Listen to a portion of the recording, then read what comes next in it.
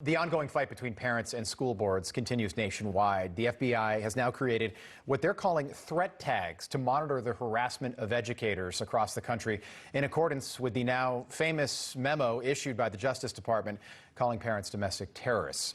For more on this, let's bring in the president of Parents Defending Education, Nicole Neily. Nicole, so nice to have you on. Good morning. Thank you for having me. So there was an email from a whistleblower that was released yesterday. It was dated October 20th. It was by the House Judiciary Committee. Take us through what the email said and kind of what's going on here.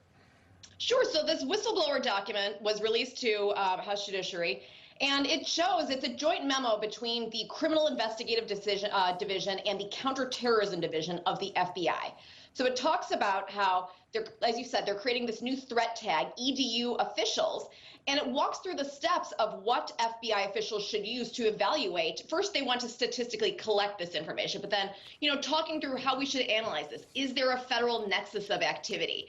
Are there potential violations of federal law that could be charged? Things like that. And I mean, let's all think about that analogy that we hear about prosecutors playing a game, whether they could indict a ham sandwich. So to me, this is not a question of if parents who want to protest at school boards can be charged under federal law. It's a question of when.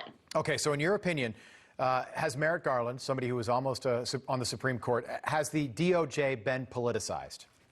I think absolutely. And weaponized. I want to add weaponized. Yes, politicized and weaponized. We're both right. Yes. Okay, against parents across this country. This is continuing despite the elections we had 2 weeks ago yesterday.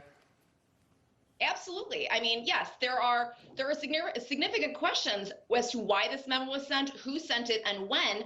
America First Legal sent a request to the Department of Justice's Inspector General saying, they have credible allegations from whistleblowers both within DOJ and the White House, alleging that this was ginned up because they were worried about parents who were rising up, that impacting elections. I mean, that in and of itself is terrifying. That the fact that people who want to recognize their constitutional right to protest their government are a threat to an election. I mean, come on. Yeah, you would think that after what happened, especially in the state of Virginia, where a Republican won the governorship for the first time in a long time, that this would be a wake-up call for Democrats and these woke school boards.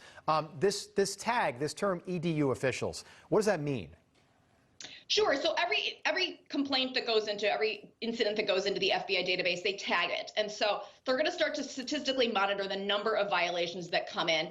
And you know what? We've seen this happen on college campuses through biased response portals, where once we start to statistically compile it, then we start to see mission creep, because the incidents of, hate and bias on college campuses are not what they were in, let's say, like the 80s or 90s, where there were significant racial incidents. Now we have people reporting things that are their hurt feelings. And now, I mean, think about that NSBA letter.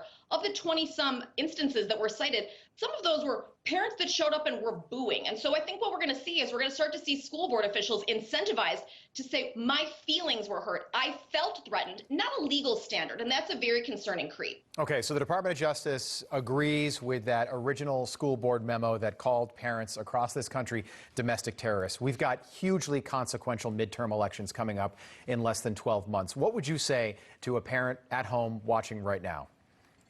Do not be chilled and do not be scared. That is what they want. They want you to sit down. They want you to shut up. They do not want you to be involved in this process. We tell people, don't be afraid. This is your right, and your children are your most important asset. I mean, this is your child. So please don't be scared. And if you are scared, come to us, because we will be the ones, who will take the slings and arrows. We get anonymous complaints all the time, and we are the ones that publicize those, because these stories need to be told. All right. Nicole Neily, we appreciate you telling part of that story with us this morning. Come back and see us. Thank you.